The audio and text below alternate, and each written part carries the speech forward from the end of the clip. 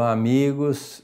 Estamos iniciando mais um Papo do Bem pela Rede Luz Espírita e hoje nós temos o privilégio de contar com a presença do nosso amigo André Luiz Chiarini Vilar, que é filho do nosso Sérgio Vilar, nosso amigo que esteve aqui conosco em tempos idos. E ele deu uma palestra ontem na nossa casa, foi fantástica, maravilhosa, e eu quero agradecer sobremaneira tudo aí, essa dedicação que você tem para conosco, viu, André? E já deixar a palavra com você para falar sobre os sinais da vida, que vai ser o nosso papo de hoje. E certamente muitas coisas boas ele vai trazer para nós.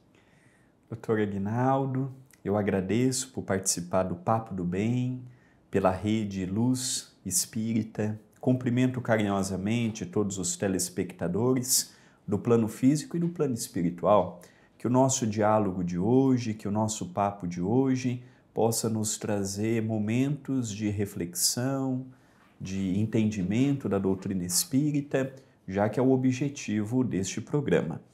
O livro que será o tema do nosso diálogo, Sinais da Vida, é o 8º de minha autoria, o mais recente que publicamos, e ele vem ao encontro do panorama atual que nos deparamos. Uma vida corrida, agitada, muitos compromissos, pouco tempo, e é um livro que nasceu fruto de uma inspiração do plano maior para que pudéssemos, nos rápidos momentos que temos para conosco, pararmos um minuto, abrirmos ao acaso, participarmos do Evangelho no lar. Quando uma criança vai no centro e já está na fase da alfabetização, incentivamos os pais a adquirir para dar para os seus filhos ler uma pequena frase no Evangelho no lar também. Então este livro é para o nosso dia a dia, para espíritas e não espíritas. É um convite ao nosso dia, um convite ao nosso momento, às aflições, ao consolo, ao amor, à caridade, ao perdão. Temas que versam o nosso cotidiano. E a vida, André, ela tem sinais chamativos para a gente, ou a gente passa pela vida e nem percebe as coisas? Depende o nosso olhar, que ela tem os seus sinais claramente, mas será que eu tenho os olhos para vê-la? Ver os sinais, observar os sinais. Durante muitas existências não reparamos os sinais que a vida nos mostrava.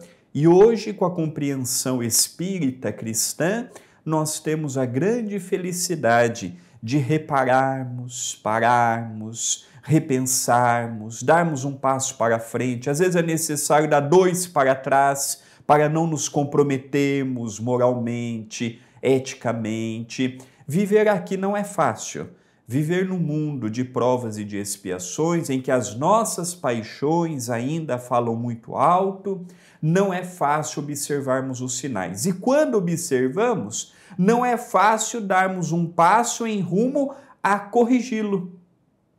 Você me lembra do Dr. Bezerra de Menezes, que quando ele disse numa reunião mediúnica, ele estava envolvendo uma médium, e o dirigente disse assim: Senhor, eu preciso mudar a minha conduta, porque eu conheço bastante a doutrina, leio muito, mas eu tenho tido umas atitudes que são paradoxais em relação ao trabalho que eu faço, que é de orientar os espíritos que vêm aqui.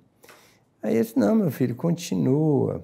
Não, mas o senhor não entendeu, é que eu me sinto numa situação desconfortável, porque eu não estou falando o que realmente eu faço. Eu disse: mas está certo, meu filho. Mas, doutor, como assim? Ele disse assim: custou-me muito vislumbrar o meu erro, me custará muito ficar livre dele.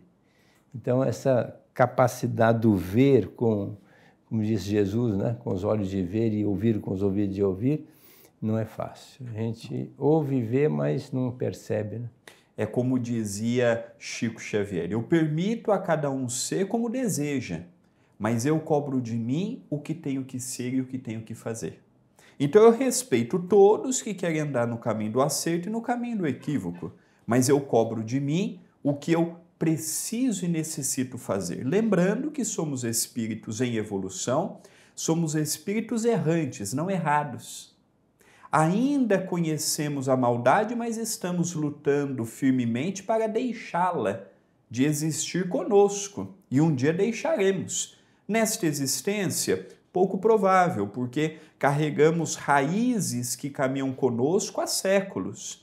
E não romperemos simplesmente por conhecermos o Espiritismo. Porém, o Espiritismo pode ser para nós um salto quântico de espiritualidade, de fé, uma fé raciocinada, uma fé pautada no equilíbrio, sem a paixão, sem as cegueiras do fanatismo, como o próprio Allan Kardec nos diz, foi a primeira religião cristã que a Terra teve, que deu autonomia e cidadania ao seu seguidor. Liberdade plena, né? Liberdade plena. Nós temos que seguir a nossa consciência. Ouvir tudo, ler tudo, mas ter o discernimento, como fazia o Dr. Bezerra, na história que o Senhor nos lembrou, ter o discernimento e a autonomia de fazer as próprias escolhas. E fazer autorreflexão, pensar um pouco o que eu estou fazendo aqui, o que me espera do outro lado, porque é uma sequência natural, né? Se a gente vem à Terra, a gente vem com um compromisso de crescer, progredir, melhorar. E esse esforço é de cada um e é inalienável. E, sem dúvida nenhuma, nós vamos colher os frutos, conforme a colocação de Jesus, né? A semeadura é livre, a colheita é certa. Então, nós temos que estar pensando o que nós estamos semeando, porque a colheita virá. Materialmente ou espiritualmente, ela virá. Então, é muito importante a gente analisar o que nós estamos fazendo aqui na Terra, o que a espiritualidade espera de nós. Outro dia eu estava conversando com um amigo e nós falamos sobre a disciplina, como a espiritualidade é disciplinada e cobra de nós essa disciplina, não é? É verdade. Lendo o livro Conduta Espírita, ditado por André Luiz, pelas mãos de Valdo Vieira, tem uma frase interessante para a nossa meditação. Não há ordem sem disciplina. Então, em tudo que há ordem, consequentemente a disciplina. E isso começa conosco. Quando Emmanuel pede para Chico Xavier no açude, em Pedro Leopoldo, disciplina, disciplina, disciplina, ele não estava falando da disciplina da pontualidade do horário. Ele estava falando da disciplina do sentimento, da disciplina do autoconhecimento, da disciplina alimentar para o trabalho que viria a desempenhar em parceria, a disciplina mental. A disciplina do horário, a organização do horário, é a disciplina básica que rege a nossa vida em sociedade quando temos os compromissos profissionais, familiares, cívicos que assumimos. Mas esta disciplina, esta organização, este convite, como na questão 919A do Livro dos Espíritos, em que Santo Agostinho nos dá uma aula do que é o autoconhecimento, do nos questionarmos, do refletirmos e do analisarmos. Ainda ontem, conversando com a Adelina, ele relembrava aquela passagem de Chico, que o Chico disse a ele que não encontrou um espírita do outro lado, desencarnado, que estava feliz com a sua condição. Ficava sempre aquele sentimento, eu poderia ter feito algo a mais, eu poderia ter feito um pouco melhor, eu poderia ter me desprendido mais. Então, olha, Chico Xavier, com a sua mediunidade de vidência, clara audiência, com a sua perceptibilidade do mundo espiritual desde os 5 anos de idade, quando narrou o problema daquela vizinha que perdeu a gravidez e deu os termos técnicos no campo da medicina, narrando o que aconteceu com aquela mulher. Então nós percebemos, olha, eu não encontrei nenhum espírita que do outro lado da vida está em paz com a sua consciência. Porque fica sempre aquele sentimento de algo a mais, algo que eu poderia ter dado, um sorriso a mais para o próximo, um abraço a mais, uma visita ao familiar, uma atitude cortês com a esposa, uma atitude generosa com o marido, uma atenção diferenciada com os filhos. Então essa disciplina que nós aprendemos é o equilíbrio entre a amorosidade e entre o discernimento da razão. E aí que vai entrar para nós facultando, podemos dar voos plenos rumo ao nosso próprio entendimento. E tudo começa a partir do momento que você questiona. Porque se você ficar alimentando as ideias que vêm aí de épocas remotas, e aquilo como sendo um costume já adquirido e que vai exatamente determinar a nossa forma de educação, isso é um desastre, porque se nós ficarmos alimentando o que a vida inteira não deu certo, né? Haja vista a nossa condição de hoje, ainda de espíritos imperfeitos, depois de um longo caminho percorrido, é necessário que a gente comece a repensar muito sobre a nossa vida. O que nós estamos fazendo aqui? A questão do tempo, né? O Inácio Ferreira ele fala muito sobre a importância de aproveitar o tempo.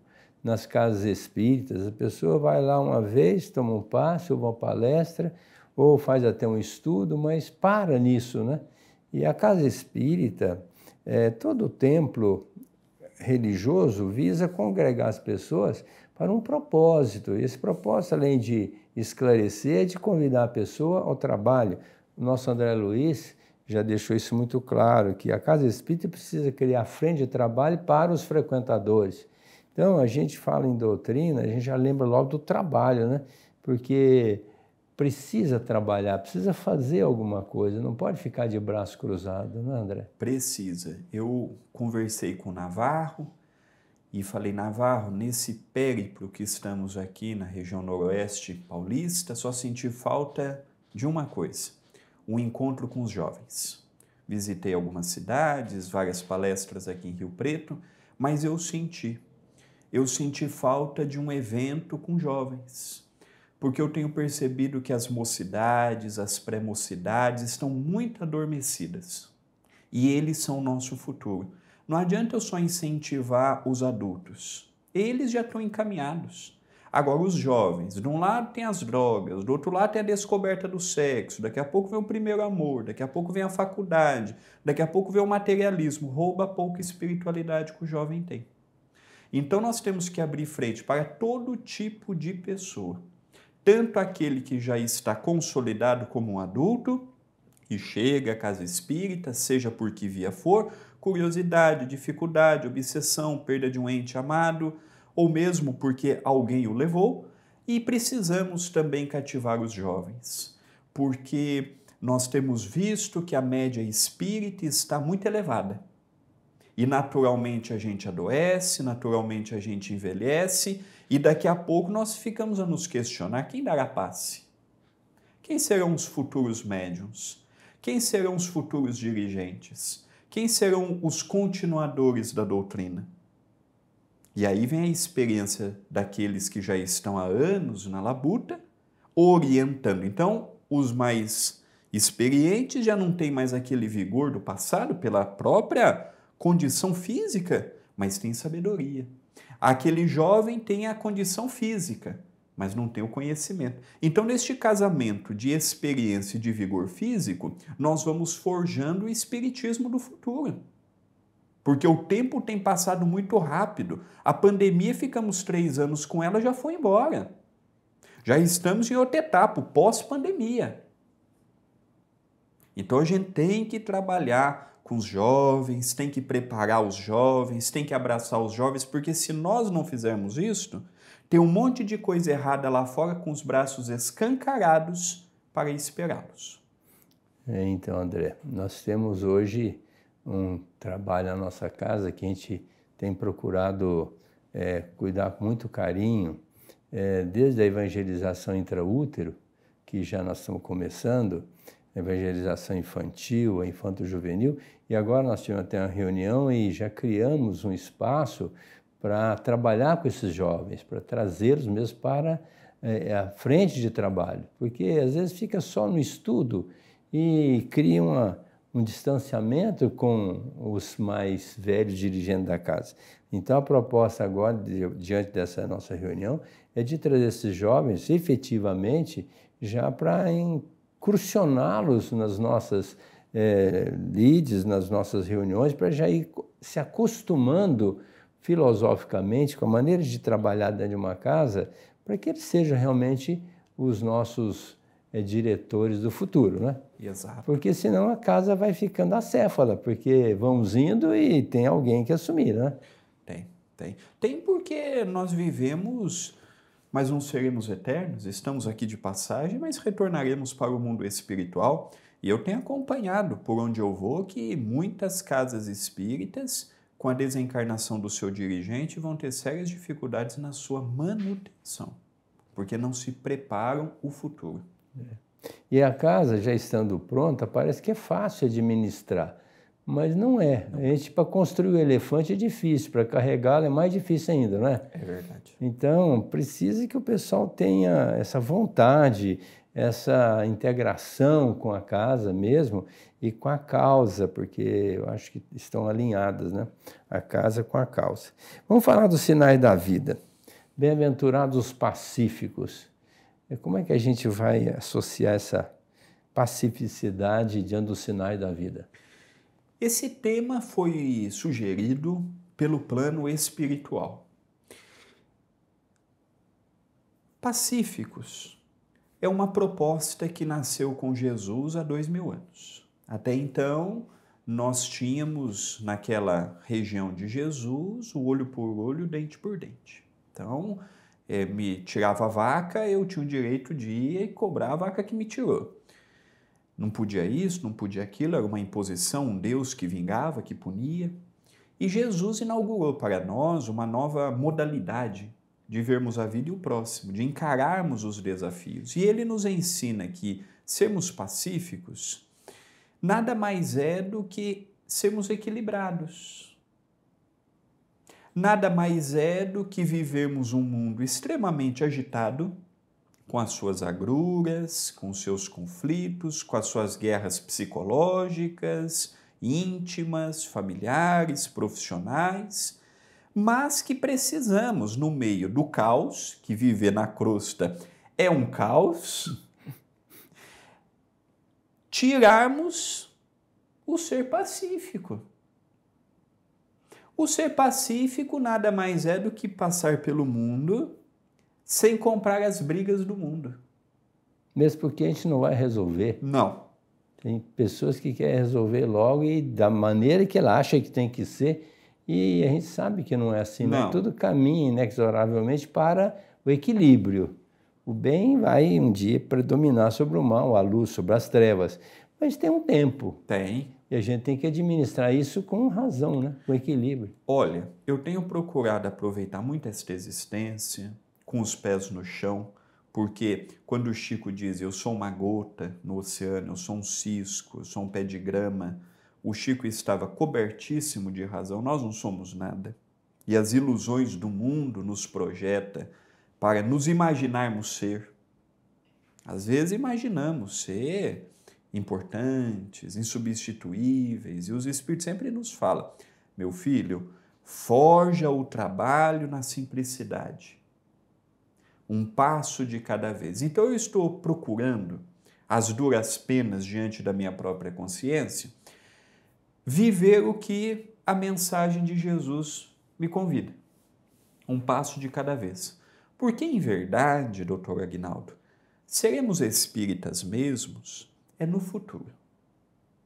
Nós estamos preparando o nosso alicerce. Porque, como dizia Jesus, o bom fruto não pode nascer no meio do mau fruto. E nós temos lampejos de bom fruto e de mau fruto no mesmo dia, quase que simultaneamente. Então, nosso real trabalho, se continuarmos na seara da simplicidade, será no futuro. Não será agora. Podendo vir amanhã na própria lide espírita, ou nós nutrimos o nosso espírito para amanhã, nutridos por esta semente, levá-la para outros cantos da terra que não conhece o Cristo e que precisa de espiritualidade. Então a gente vai nascer em determinada cultura, com a convicção e com a maneira de pensar de um espírita na condição do Consolador prometido, anunciado por Jesus, mas se aderindo àquela coletividade.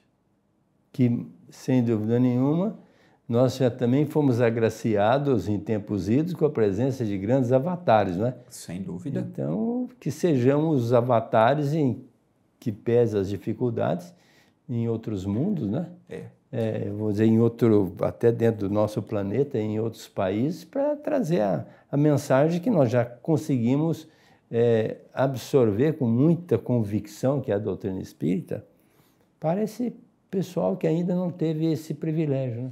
Poucas vezes pensamos com a frase de Leon Denis, quando ele nos diz: o Espiritismo não será a religião do futuro, mas o futuro das religiões. Como quem diz assim, o Espiritismo para o espírita convicto é uma escola, mas ele vai dar testemunha lá fora. Então o projeto Espiritismo, que veio a lume a 18 de abril de 1857, com a publicação do primeiro livro, o Livro dos Espíritos, a sua primeira edição, é um projeto transcendental. Nós somos uma peça num quebra-cabeça divino. Dando a nossa parcela de contribuição, né? Dando o que temos condições para dar. Aqueles que têm condições de oferecer mais, oferecem mais. Aqueles que não têm, nós vamos dando o que temos condições para dar. E às vezes as pessoas falam assim: André, você fica triste pelo conhecimento que tem, às vezes por poder dar mais? Eu falei: olha, triste eu fico porque nós sempre podemos fazer melhor. Mas eu também observo que eu estou, no meu momento, procurando conscientemente fazer o que está ali ao meu alcance. Ou seja, nós estamos no caminho certo, embora não estejamos certos no caminho. Exato. Mas com a proposta de um dia encaixar no esquema, né? Porque se eu fosse olhar 100 anos atrás o que eu era... Nossa, nem fale. 200 anos atrás o que eu era... Já melhorou muito. Pelo menos está no caminho do bem. Então, nós estamos sempre ouvindo a proposta de Jesus. Quem quiser buscar o caminho certo, tem que trilhar na cartilha dele, que é o Evangelho segundo o Espiritismo, que, segundo dizem, é o Evangelho repristinado, que voltou à origem. O Evangelho de Jesus ele foi muito complicado. Em tempos idos, as pessoas mudavam as palavras, o sentido, para adequar às suas propostas religiosas. Mas o Evangelho segundo o Espiritismo, não. Ele veio analisado por Kardec, com uma percepção fantástica, maravilhosa das propostas crísticas, e ainda submeteu às apreciações dos espíritos. E na instrução dos espíritos, nós vemos comentários maravilhosos, dando uma abertura para a gente entender na veracidade o que o Evangelho segundo o Espiritismo quer mostrar para nós. Eu chamo de cartilha do viver bem, não é? Ou seja, é um livro de autoajuda mais fantástico que a Terra já recebeu, não é? Sem dúvida.